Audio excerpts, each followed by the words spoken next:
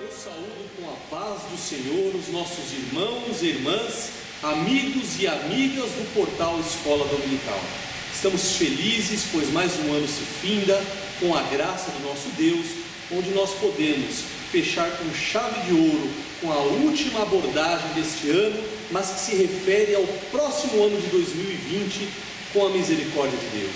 Meus irmãos e irmãs, queremos agradecer a cada um de vocês que tem nos ajudado com suas orações, com suas contribuições, mantendo este trabalho e também dando a audiência para o portal Escola Dominical, fazendo uso dos estudos, pois todos eles são para a glória do Senhor e para que nós venhamos a enriquecer as nossas aulas, para que toda a igreja do Senhor esteja cada vez mais preparada para subir ao céu.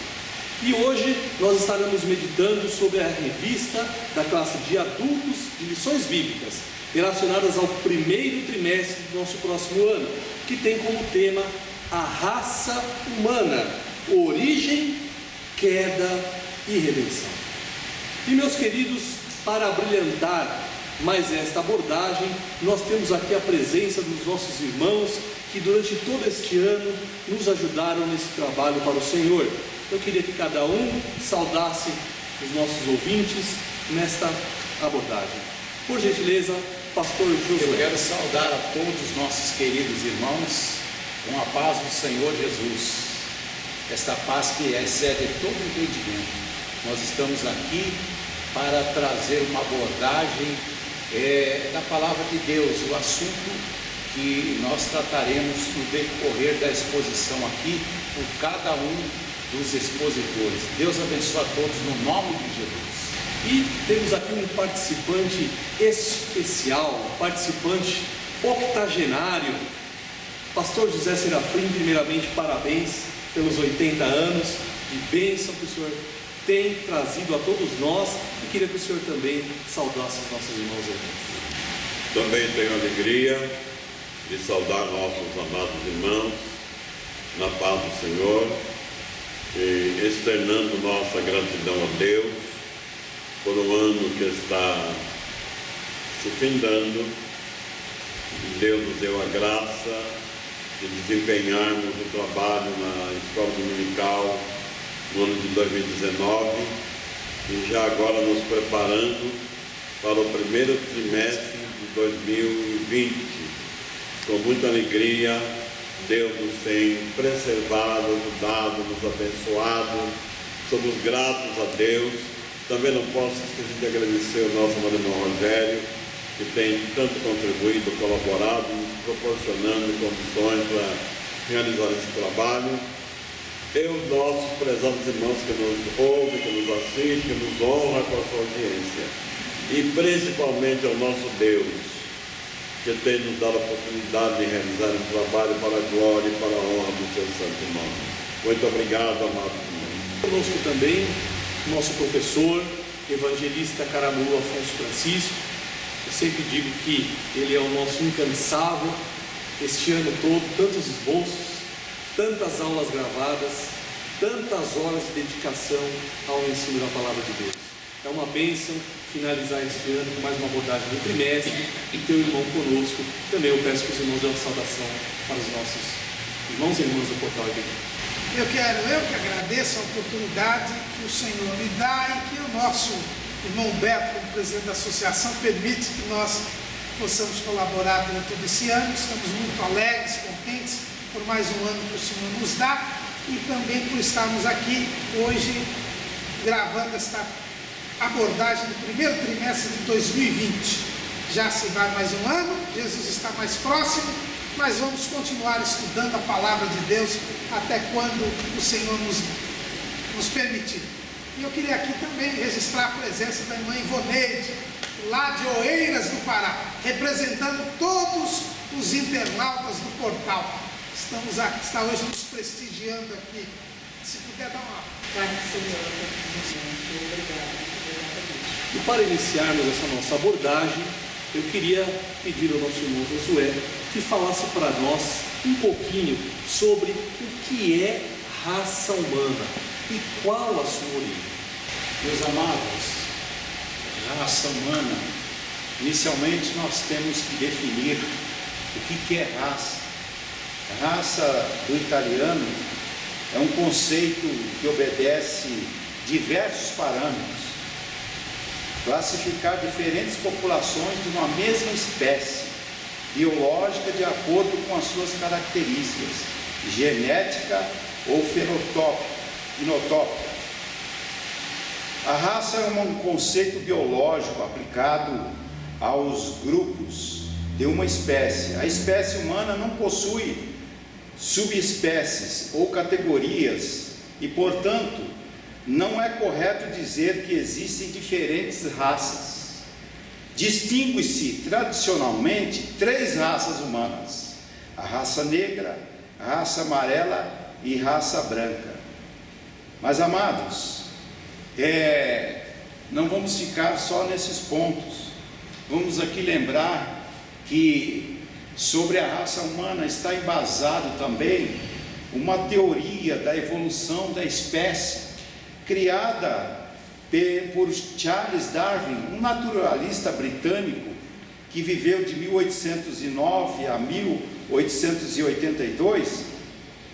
Ele criou a principal teoria da evolução. Darwin afirmava que os seres vivos, inclusive o homem, descende de ancestrais comuns, que modificam-se ao longo do tempo. As espécies existentes foram evoluindo de espécies mais simples que viveram antigamente, dizia Darwin. E também nós temos a teoria da origem da raça humana e a evolução da espécie humana. O estudo da evolução humana engloba muitas disciplinas científicas, incluindo a antropologia física, a primatologia, a arqueologia, a linguística e a genética. E alguns cientistas dizem até que o ser humano, ele se originou e se ramificou de uma espécie ancestral comum, como os chimpanzés e macacos. E dizem eles que isso faz já cerca de 5 a 7 milhões de anos. Mas, amados, queridos, nós não vamos a ter essas teorias, simplesmente são teorias. O que nós queremos trazer aqui é realmente a raça humana, a origem da raça humana, a criação de Deus, a origem da raça humana segundo a palavra de Deus, segundo a Bíblia. Ao contrário dos animais, Deus criou o homem com as suas próprias mãos, diretamente, pessoalmente, para que ele refletisse a sua imagem e glória. Isso está registrado, essa palavra, isso que eu acabei de falar, lá na primeira carta do apóstolo São Paulo, quando ele escreveu aos Coríntios, no capítulo 11, versículo 7. Mas, amados, a origem do homem lá no livro de Gênesis, lá no começo, na origem, no livro da criação, diz assim a palavra de Deus: façamos o homem a nossa imagem, segundo a nossa semelhança. Está registrado no livro de Gênesis 1:26. Formou Deus o homem do pó da terra. Então a raça humana teve origem ali do homem que Deus colocou o nome Adão. Teve essa origem, inclusive a sua mulher, a Eva. Deus criou Eva a partir da costela de Adão. Então foi se originando a raça humana ali na criação de Deus, no jardim do Éden. No princípio era o verbo, diz a palavra de Deus, e o verbo estava com Deus, e o verbo era Deus. Ele estava no princípio com Deus. Todas as coisas foram feitas por ele, e sem ele nada do que foi feito se fez. Tudo foi feito por Deus. E pela fé nós entendemos que os mundos pela palavra de Deus foram criados, de maneira que aquilo que se vê não foi feito do que é aparente, mas foi feito por Deus. A raça humana, ela tem origem na criação do Senhor nosso Deus. Lá no princípio, lá na origem, Deus criou o homem e colocou sobre a face da terra. São essas as palavras que eu quero dizer, amados irmãos, sobre raça e sobre a origem da raça. Eu estava me atendo, pastor Josué, a sua muito bonita explicação sobre a raça humana, e o senhor mencionou a teoria da evolução, né?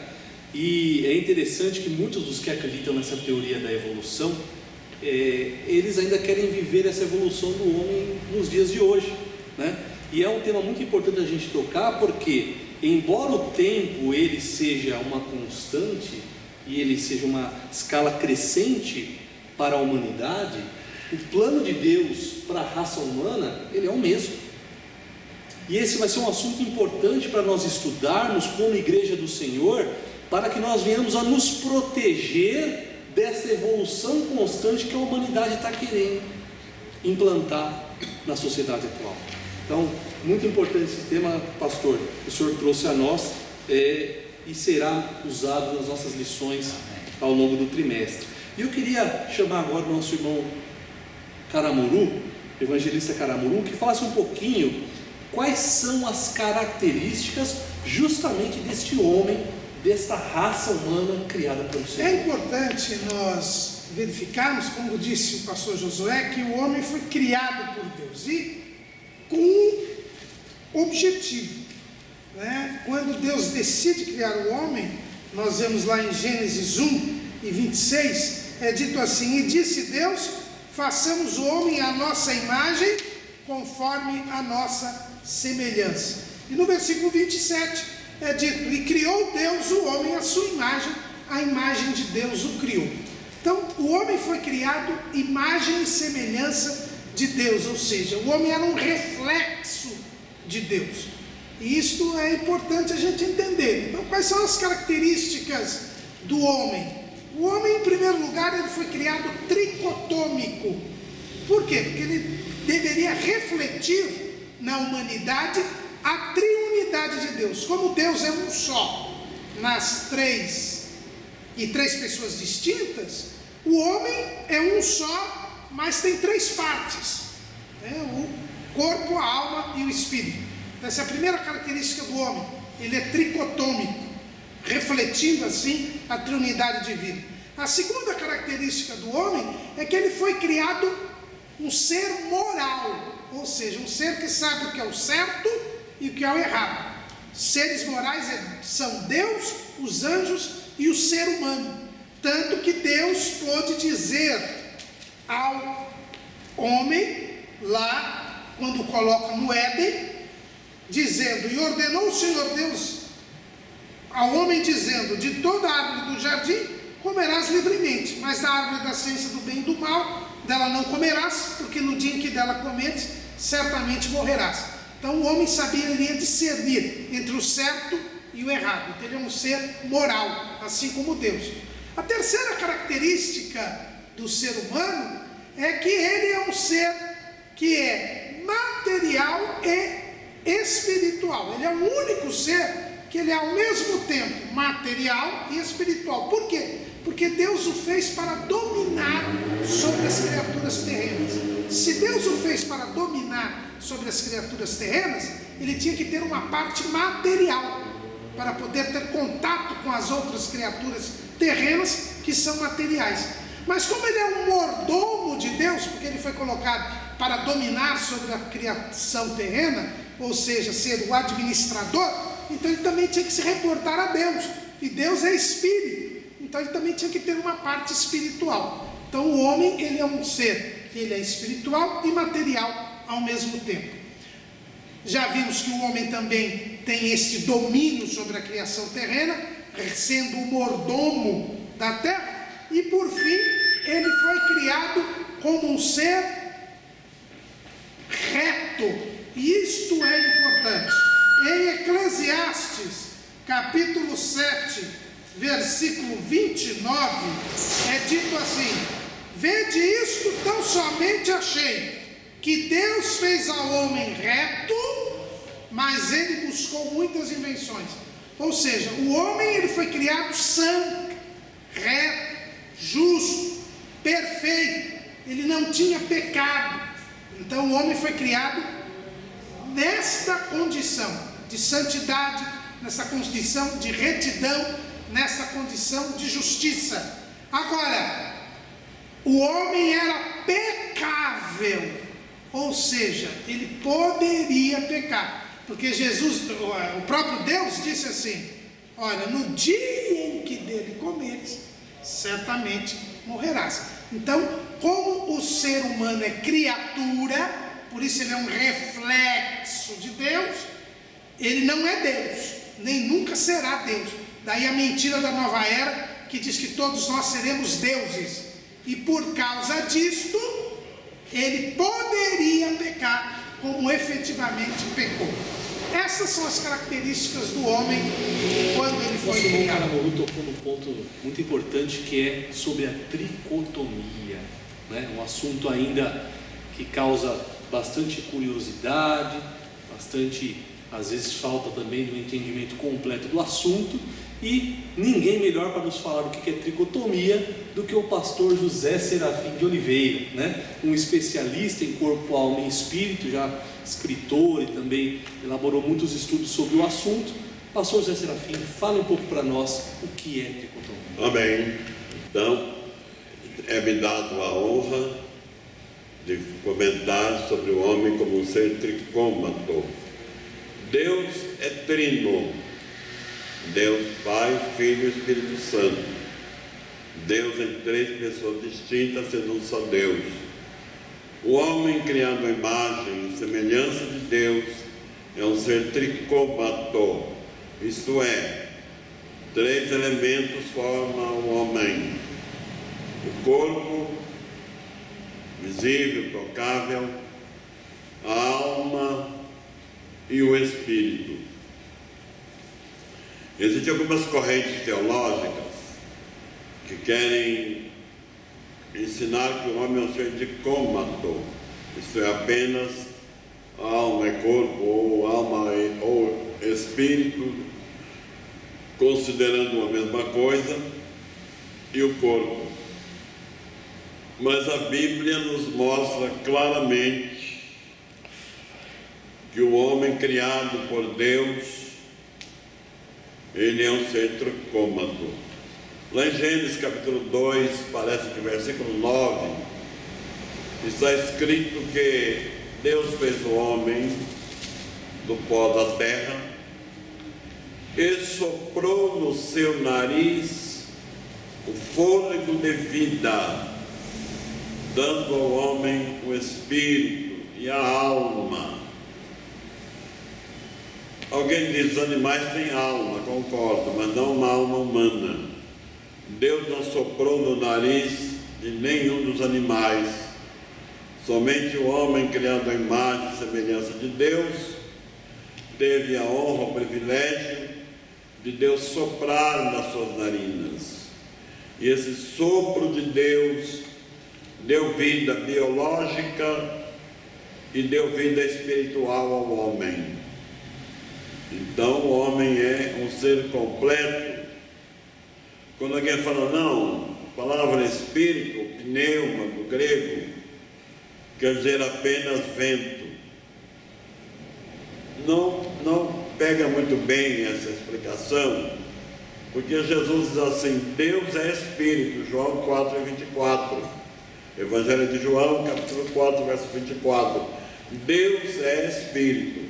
Se Deus é espírito, Deus não é apenas um ar, um vento, é um ser inteligente, forte, poderoso. Em Hebreus capítulo 1, versículo 14, está escrito que os anjos são espíritos ministradores. Sabem que os anjos são seres inteligentes que estão a serviço de Deus, e está escrito que eles são espíritos. Lá no livro de Zacarias capítulo 12, verso 1, está escrito que Deus é que colocou o espírito do homem dentro do homem. Em Hebreus capítulo 12, versículo 9, está escrito que Deus é o Pai dos espíritos.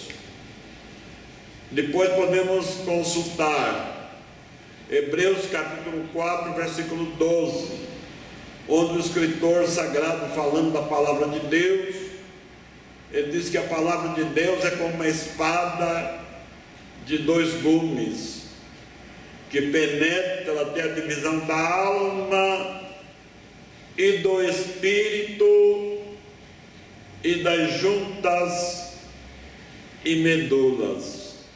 São textos riquíssimos da palavra de Deus, e eles merecem uma atenção especial, porque nos ensina coisas profundas. Ora, meus amados, eu desafio a que se faça uma análise deste texto sagrado. Qual é a divisão da alma e do espírito? Onde elas se dividem? Nós vamos poder hoje fazer aqui uma análise mais profunda, apenas abordando o assunto, porque no decorrer desse primeiro trimestre estudaremos mais profundamente esse assunto, mas ele já fica na memória daqueles que estão nos ouvindo.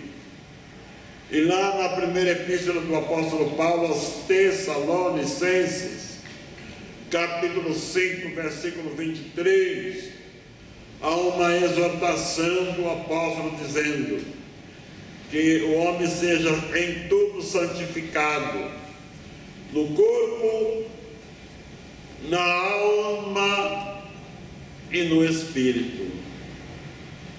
Não são coisas que merecem atenção. Não é apenas um texto poético, não é apenas para se criar ou pensar num termo de poesia, mas é um termo de um estudo criterioso, e saber que tudo isso é criado pelo nosso Deus. Se é difícil a mente humana entender, porque nós não entendemos Deus na sua plenitude, mas pelo menos aquilo que está escrito, aceitemos como a palavra de Deus, infalível, incontestável, e que é exatamente assim como está escrito. Não temos o direito de tirar da palavra de Deus aquilo que ela diz, e nem alterar os seus termos. Aceitemos-la, mesmo que não haja uma total compreensão, mas aceitemos, porque o Espírito Santo vai nos trazendo luz e nos clareando até que cheguemos à perfeição. Muito obrigado. Muito obrigado, pastor José Serafim, pela bela explicação que o senhor nos deu. Um tema que muitos estudiosos às vezes têm dificuldade de passar com tanta simplicidade como o senhor nos passou, né? E tanta profundidade ao mesmo tempo, né? Mas deixar as coisas simples não é um atributo da humanidade. Na verdade, o ser humano ele tem muita habilidade em complicar as coisas. O que Deus disse, macho e fêmea, os criou, o ser humano. E aí eu lembro sempre do Facebook, né, pastor Caramuru, mais de 50 e outras, né, descrições, né, para a sexualidade do homem, né? E eu queria que o senhor falasse um pouquinho para nós, né? O que o senhor pode falar sobre a sexualidade humana? Bom, como foi dito aqui, uma das características do ser humano, e eu propositadamente naquela questão anterior não falei sobre isso, porque é uma especificidade do homem a sua sexualidade. Ele é o único ser moral que é sexual. A Bíblia diz assim, lá em Gênesis 1 e 27, e criou Deus o homem à sua imagem, a imagem de Deus o criou, macho e fêmea os criou. Então a Bíblia deixa bem claro que o homem foi criado um ser sexual. É o único ser moral sexual. Quais são os outros seres morais? Deus, que é espírito, e os anjos, que também são espíritos. Eles não têm sexo. Deus não é homem, não, né? Deus é espírito, não é nem macho nem fêmea. Os anjos também são espíritos, não são nem machos nem fêmeas. Se você ouvir alguém que teve uma revelação vendo uma anja, repreenda em nome de Jesus, porque isso não é de Deus. Agora, o ser humano não. O ser humano ele foi criado macho e fêmea. E quando nós falamos em sexo, nós falamos em parte. Sexo quer dizer parte. E a Bíblia é bem clara ao dizer que a sexualidade é dada por Deus. É Deus quem define se o ser humano gerado será macho ou fêmea. Só existem essas duas circunstâncias, as duas condições, o masculino e o feminino. Tudo que vem depois, esse abecedário todo aí, que no começo era G, L, S, depois ficou LGBT, depois ficou LGBTT, agora já é LGBTQI+, já puseram mais, que é para... Então, rapaz, isso tudo é o que está lá em Eclesiastes 7:29. Deus criou o homem reto, mas eles buscaram muitas invenções. Na verdade, existe a sexualidade masculina e a sexualidade feminina. Sexualidade não se confunde com genitalidade.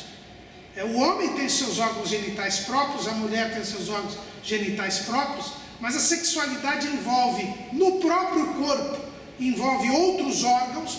Por exemplo, o homem não tem útero, a mulher não tem próstata. Então, além dos órgãos genitais, existem outros órgãos, dos aparelhos reprodutores. Existem hormônios diferentes de homem e de mulher, então também há algo químico diferente. A psicologia do homem e da mulher são diferentes, né? E assim nós temos essas duas condições. Existem anomalias? Existem. Porque não há pessoas que nascem com duas cabeças, não há pessoa que nasce com um braço só. Também há anomalias nesse aspecto sexual, mas isto são anomalias e não existem estes gêneros que dizem por aí. São invenções humanas. A sexualidade é definida por Deus, é da natureza, e Deus estabeleceu assim, porque na união de um homem e de uma mulher, ele reflete a comunhão das pessoas divinas. É mais uma vez a demonstração do homem como imagem e semelhança de Deus. O Dr. Carlos Mourão fez uma explicação lindíssima, também com poucas palavras, mas muito profunda, mostrando como Deus criou o homem, criou o ser humano, definindo macho e fêmea. Permite uma expressão vulgar: Deus não criou coluna do meio, ou é homem ou é mulher.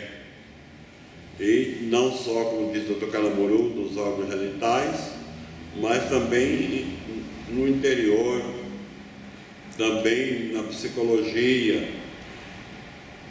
Por que hoje há tanta discussão?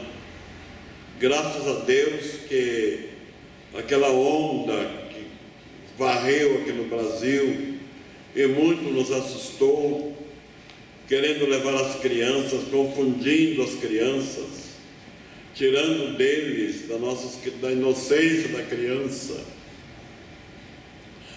a responsabilidade se ele é homem ou mulher, e forçando até uma situação, dando para os meninos brinquedos usados por meninas e vice-versa.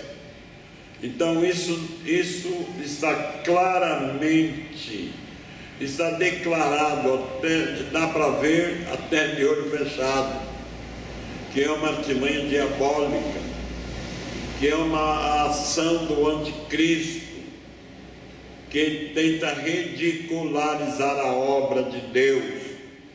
Homem é homem, mulher é mulher, macho é macho, fêmea é fêmea. Foi assim que Deus fez. Glória a Ele para todos sempre. Amém. Os irmãos até comentavam aqui, né? Pastor José Serafim comentou que lidar com esses assuntos, né, pastor, é um trabalho da igreja. A igreja do Senhor, ela foi chamada para pregar o evangelho que liberta, o evangelho que salva e o evangelho que não compactua, né, com nenhuma dessas invenções da humanidade. Irmão, me permite só o texto da palavra de Deus. A igreja de Cristo é coluna e firmeza da verdade, assim está escrito. e ela tem que manter essa verdade, custe o que custar, doa quanto doer. E muito nos preocupa também, pastor, quando há essa mistura do evangelho genuíno e perfeito com essas invenções da humanidade, que são justamente as igrejas LGBT+, e aí vai para diante, justamente compactuando com essas invenções malignas que têm como objetivo destruir a criação de Deus, né? E nós estamos até agora aqui vendo o Senhor que é perfeito, que criou um ser humano perfeito, um ser humano tricotômico, né? Um ser humano com a sua sexualidade mas também definida, né? Mas também um ser humano que, por ser perfeito, também tinha em si a opção de escolher ser filho de Deus. Mas a humanidade fez uma escolha que o separou. Pedir permissão para o nosso presidente para um comentário rápido dentro desse assunto. Alguém que nos ouça, que vai ouvir nossa abordagem, ou vai mesmo propagar e espalhar, não queira nunca nos taxar de homofóbico. Isso não é homofobia, não. Não temos nada contra um indivíduo que escolheu ser homossexual. Nem Deus proíbe, nós não podemos proibir. Só não concordamos. Só mostramos a realidade da palavra de Deus.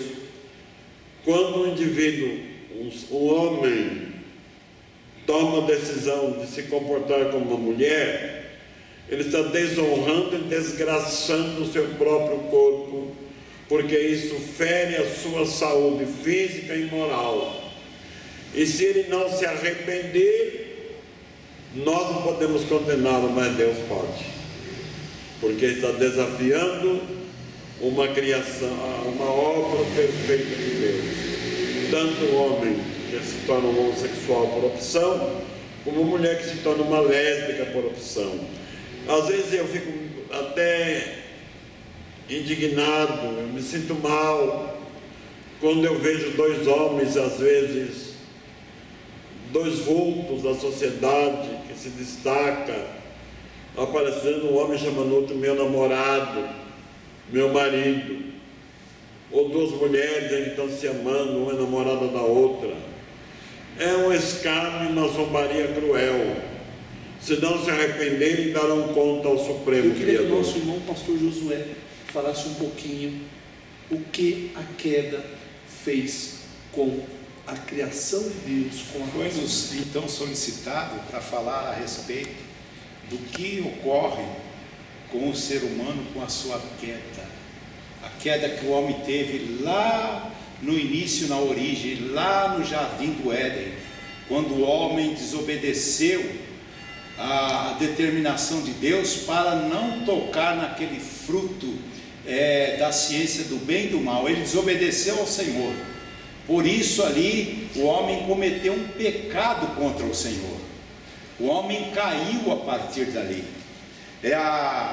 Portanto, quando Deus disse para o homem que agora ele então seria como Deus, dizendo Deus, como nós, sabendo o bem e o mal, pois para que não estenda a sua mão e tome também da árvore da vida que está no centro, no meio do jardim, e viva eternamente, o Senhor, pois, lançou fora o homem do jardim do Éden para lavrar a terra de que fora tomado. Está lá escrito isso no livro de Gênesis 3, 22 e 23. Mas, amados irmãos, nós sabemos que a palavra de Deus diz que Deus amou o mundo de uma tal maneira que deu seu Filho unigênito para que todo aquele que nele crê não pereça, mas tenha a vida eterna. Sabemos que o salário do pecado é a morte, mas o dom gratuito de Deus é a vida eterna por Jesus Cristo, nosso Senhor. Outra consequência, além da queda do homem, ele morreu espiritualmente. Quando ele peca e Deus tira ele do jardim, ele morre espiritualmente, esse homem. E também outra consequência que ele sofre, ele tem uma consciência do pecado. O salmista Davi, ele diz assim: porque eu conheço as minhas transgressões, e o meu pecado está sempre diante de mim. Eis que em iniquidade fui formado, e em pecado me concebeu a minha mãe. O homem tem consciência do seu pecado. Outra consequência advinda aí da queda do homem, a transmissão do pecado à raça humana. Toda a raça humana foi transmitido o pecado aí, pelo que diz a palavra de Deus, pelo que como por um homem entrou o pecado no mundo, ou seja, através de Adão entrou o pecado no mundo, e pelo pecado a morte, assim também a morte passou a todos os homens, por isso que todos pecaram. Está escrito lá em Romanos 5:12, porque todos pecaram e destituídos estão da glória de Deus. Essas são algumas consequências pela queda do homem, quando ele desobedeceu, quando ele pecou contra o Senhor. Essa queda aí teve grandes consequências, e são essas aí que eu citei aqui, a morte espiritual do homem, a consciência do pecado e a transmissão do pecado a toda a raça. Realmente, pastor Josué, esse momento foi um marco para a história da humanidade, como também foi um marco a promessa do nosso Senhor de que viria um Salvador para restabelecer a comunhão entre Deus e o homem. E ao longo desse trimestre vamos estar estudando sobre as consequências dessa queda, né? Períodos em que houveram, como o episódio entre Caim e Abel, e também algo que nós queríamos destacar juntamente com o nosso irmão Caramuru, que o senhor falasse um pouquinho que lições nós podemos tirar sobre essa natureza humana, né? Destacando aí o período antediluviano e também o episódio da Torre de Babel. O pastor Josué destacou muito bem as consequências sobre o homem do pecado, com a queda, a entrada do pecado no mundo. Então a terra ficou amaldiçoada, o homem passou a ser escravo do pecado. Isso fica bem claro quando o próprio Deus fala com Caim. Caim, que a Bíblia diz que é o homem do maligno, que era do maligno, né? Ele é a figura do homem do pecado. Deus diz lá em Gênesis 4:7: se bem fizeres, não haverá aceitação para ti, e se não fizeres bem, o pecado jaz à porta, e para ti será o seu desejo, e sobre ele dominarás. E o Senhor Jesus, ele fala dessa condição lá no Evangelho segundo escreveu João, no capítulo 8 e no versículo 34, ele diz assim: respondeu-lhe Jesus, em verdade vos digo, que todo aquele que comete pecado é servo do pecado. Então nós vamos ver que o homem deixou de ser imagem e semelhança de Deus para ser imagem e semelhança de Adão. É o que a gente vê lá em Gênesis 5:3. E Adão viveu 130 anos e gerou um filho à sua semelhança, conforme a sua imagem, e chamou o seu nome Sete. Eu acho a Bíblia maravilhosa. Tem algumas passagens da Bíblia que me encantam. Essa é uma delas. Se falasse que era o Caim, que era imagem e semelhança de Adão, e ele também era, todo mundo ia ficar confundindo. É porque o Caim era do maligno. Agora o Sete não. O Sete não. A Bíblia já diz: o Sete, mesmo tendo ele invocado o nome do Senhor, mesmo sendo ele justo, ele era imagem e semelhança de Adão, porque agora está dominado pelo pecado. E é o que a gente vê. O que acontece com as primeiras gerações? Elas entram no pecado de tal maneira que Deus tem que destruir toda a humanidade. A Bíblia diz que a terra se encheu de violência. A Bíblia diz que a corrupção era generalizada. Só Noé e sua família acharam graça aos olhos do Senhor. Por quê? Porque o homem, no pecado, a natureza adâmica, aquilo que nós chamamos de carne, tem até umas traduções, eu sou meio reticente a essas novas traduções, essas novas versões. A nova versão internacional chama, em vez de falar carne, fala natureza humana. Mas é uma natureza humana decaída. A natureza humana original é aquele homem que eu falei que foi criado por Deus. Agora, após a queda, ele tem uma natureza decaída. Ocorre o que os teólogos chamam de depravação total do ser humano. O homem vai para o pecado, ele não pode sair do pecado. É por isso que Jesus diz que aquele que comete pecado é escravo do pecado. Mas se o Filho vos libertar, verdadeiramente sereis livres. E a gente vê este homem preso pelo pecado, que faz com que Deus destrua toda a humanidade no dilúvio, poupando apenas Noé e sua família. E depois, quando Noé sai da arca com a sua família, forma-se uma nova sociedade, e essa sociedade se rebela toda contra Deus. A Torre de Babel é uma rebelião manifesta de todos os homens. No dilúvio sobrou Noé e sua família. Aqui não sobrou ninguém. Todos se rebelaram contra Deus.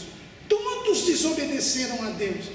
E Deus, como queria salvar o homem, porque ele amou o mundo, como disse o pastor Josué, então ele não destrói a humanidade. Ele confunde as línguas para que as nações se espalhem, e aí então Deus vai criar uma outra nação, que é Israel, para dela vir o Salvador. Então o que a gente aprende com a natureza humana, a respeito da natureza humana, com o período antediluviano e com a Torre de Babel? É que o homem, após a queda, é dominado pelo pecado, tem uma natureza depravada, decaída, não tem condições de se salvar, precisa se salvar, por isso peca, recebe o juízo de Deus. Mas Deus, na sua infinita misericórdia, não destrói o homem, porque prometeu salvá-lo. Pastor José Serafim, queria que o senhor falasse um pouquinho para a gente sobre o aspecto cultural que envolve a humanidade.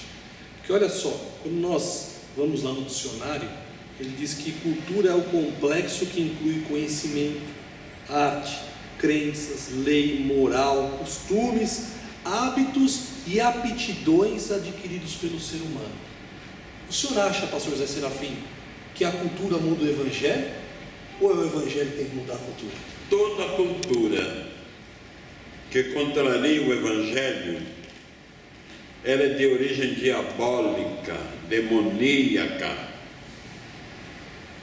Enfeita, ajudasse o nome de cultura a crendices religiosas. Hoje existe obra de feitiçaria, de idolatria, chama de cultura.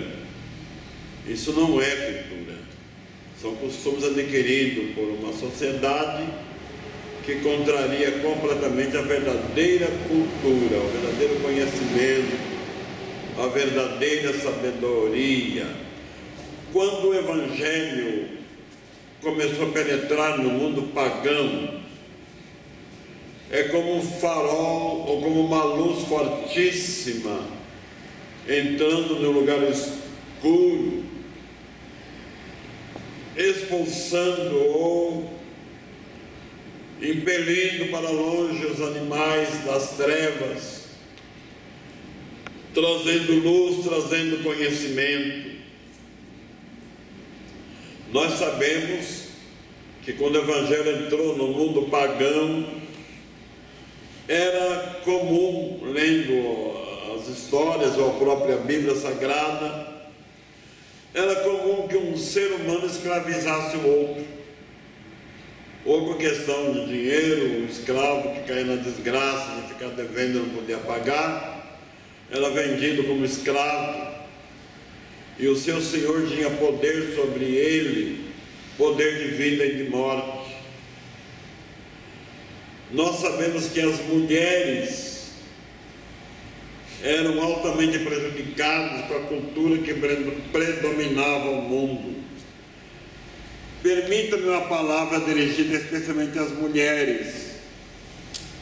Senhoras, moças, senhoras idosas, todo ser feminino.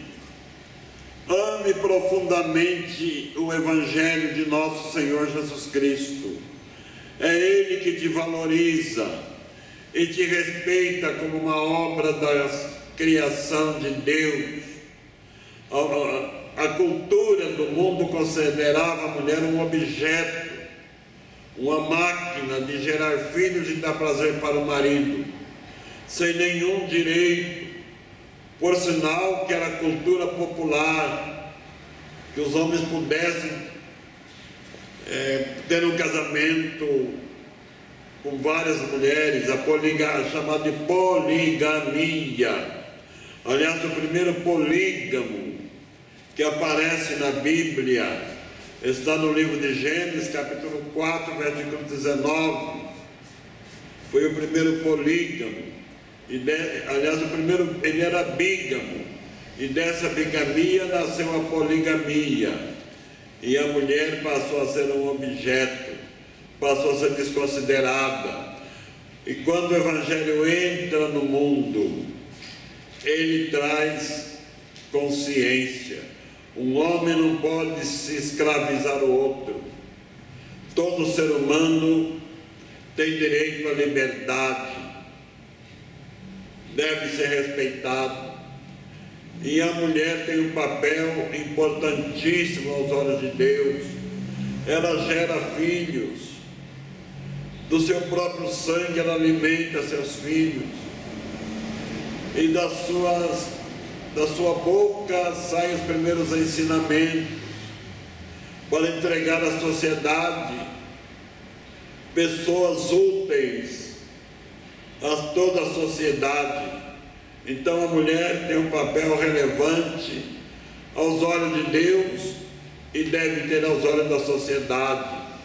Se toda a cultura se submetesse ao Evangelho de nosso Senhor Jesus Cristo, teríamos um mundo muito mais feliz, teríamos uma sociedade muito mais feliz, porque Deus quer a felicidade de todo ser humano. Obrigado. E esse ser humano, que teve todo o seu aspecto cultural desenhado após a queda, que vem de ano após ano, parece que a gente não sabe quando que vai parar, né? Quando que vai terminar essa crescente mudança para o mal da humanidade. Ela vai atingir o seu ápice, que é o homem do pecado. Quem é, pastor Josué, o homem do pecado? Respondendo aqui sobre o homem do pecado, as suas características, como é que você identifica o homem do pecado? O principal título do homem do pecado é Anticristo. Está isso registrado lá na primeira carta de João, capítulo 2, versículo 18. E a missão deste homem do pecado, deste anticristo, é opor-se a Deus, é opor-se a Israel, é opor-se a Cristo e à igreja.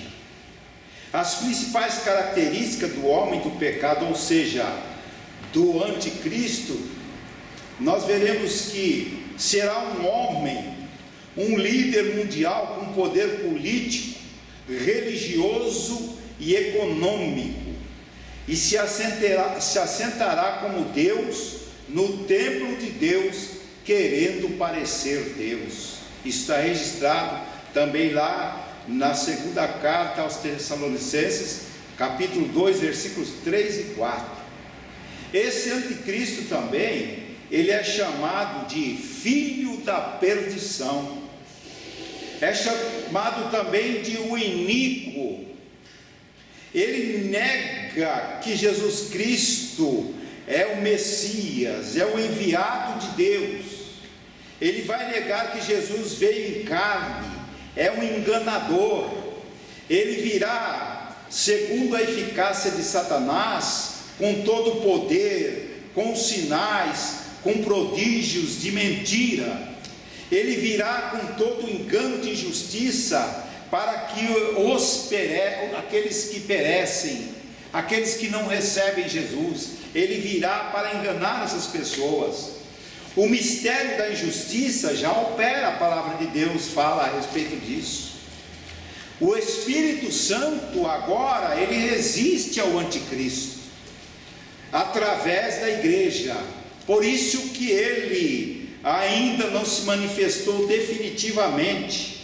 Quando a igreja for arrebatada, o Espírito Santo se retirará deste mundo, e assim o anticristo emergirá das sombras em que está oculto e manifestar-se-á em carne. O mundo experimentará uma aflição que nunca houve igual, mas Jesus, com o sopro da sua boca, ele aniquilará o anticristo, diz a palavra de Deus, e os irmãos se consolem com essas palavras no nome de Jesus. Amém, pastor Josué. Mas nós havíamos comentado que no episódio da queda da humanidade, o Senhor havia preparado a salvação do homem. O Senhor havia preparado um dia em que nasceria um homem que é Deus, que destituiu-se da sua glória. Quando eu lembro desse texto, irmãos, destituir, né? A humanidade, se ela alcança um pouquinho de glória, ninguém quer deixar mais, né? Existe um termo aí do dia a dia, né? Ninguém quer largar o osso, né? Mas Jesus, ele se despiu da sua glória, se fez homem, para que novamente nós possamos ter comunhão com o nosso Criador. E eu queria que o nosso irmão pastor José Serafim falasse um pouquinho para nós quais são as características do homem Jesus Cristo. Amém. Jesus Cristo, amado irmão presidente Humberto, companheiros, é um homem incomparável. Ninguém pode ser comparado a ele. Lá no capítulo 16 do Evangelho de Mateus, na cidade de Cesareia, ele perguntou aos discípulos: o que dizem os homens ser o Filho do Homem? Sobre a pessoa de Jesus divagava-se muito e ninguém sabia ao certo.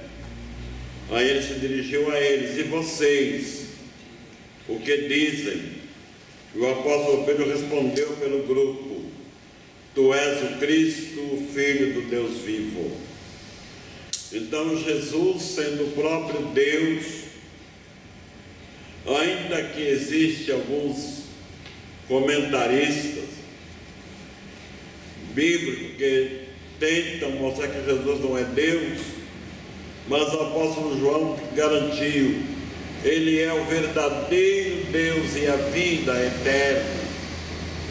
E no capítulo 2 da epístola do apóstolo Paulo aos Filipenses, dos versículos 2 a 9, o apóstolo faz uma bela descrição, ele ensinando os crentes a serem humildes. Ele dizia: de sorte que haja em vós o mesmo sentimento que houve também em Cristo Jesus, que estando em forma de Deus, não teve por usurpação ser igual a Deus, mas aniquilou-se a si mesmo, tomando forma de homem, e como homem foi obediente, e humilhou-se até a morte, e morte de cruz. Então, meus amados, a pessoa sublime de Jesus Cristo, o verdadeiro representante de toda a humanidade, existindo de eternidade a eternidade. Jesus nunca teve princípio como Deus, mas como homem ele se tomou forma humana no útero de Maria e nasceu como todo ser humano. Ele apenas se despiu temporariamente dos seus atributos divinos. É bom lembrar que Jesus exerceu todo o seu ministério como homem e não como Deus. E como homem ele viveu sob a direção e orientação do Espírito Santo. E foi aí pautado o seu glorioso ministério. Mas ele, depois de ressurreto, reuniu seus discípulos dizendo: todo poder me é dado no céu e na terra. Ele reassumindo a sua posição como Deus. E agora ele reassumiu, se coloca novamente no seu devido lugar, então como Deus onisciente, como Deus onipresente e como Deus todo-poderoso. Esse é o nosso amado Salvador Jesus Cristo. Por isso ele nos entende muito bem, porque viveu como nós, seres humanos. E o Salmo 84, verso 14, diz que ele conhece a nossa estrutura e se lembra que nós somos pó. Deus nos abençoe. Justamente, meus irmãos, porque fomos comprados por um bom preço, que o ser humano ele tem a condição de ser uma nova criatura. Não porque nós temos habilidades, não porque nós simplesmente nos esforçamos, não porque nós tenhamos alguma condição, mas porque fomos comprados, porque o nosso Senhor Jesus nos deu a oportunidade, através da operação do Espírito Santo, de sermos uma nova criatura. E eu queria fechar esta abordagem de hoje, pedindo ao nosso irmão evangelista Caramuru, fale para nós um pouquinho quais as características desse novo homem agora em Cristo. Aí nós temos exatamente o terceiro aspecto do subtítulo do nosso trimestre, que é a redenção. A redenção é esta compra que o nosso irmão Humberto acabou de falar. Jesus nos compra, ele vem como homem, o homem perfeito. É por isso que Paulo chama Jesus de o último Adão, que ele vem como um novo Adão, mas um Adão que não cai, um Adão que não peca, um Adão que vence o pecado, vence o mundo, morre pelos pecadores e ressuscita. E agora nós somos novas criaturas, nós somos cristãos. O que quer dizer cristão? Parecido com Cristo, um pequeno Cristo. Paulo diz em 2 Coríntios capítulo 5, versículo 17, que em Cristo nós somos novas criaturas. As coisas velhas passaram, eis que tudo se fez novo. Essa natureza decaída, pecaminosa, a carne, ela é crucificada com Cristo. Nós, crendo em Jesus, temos os nossos pecados perdoados, tirados, porque o Cordeiro de Deus tirou o pecado do mundo. E agora nós entramos novamente em comunhão com Deus.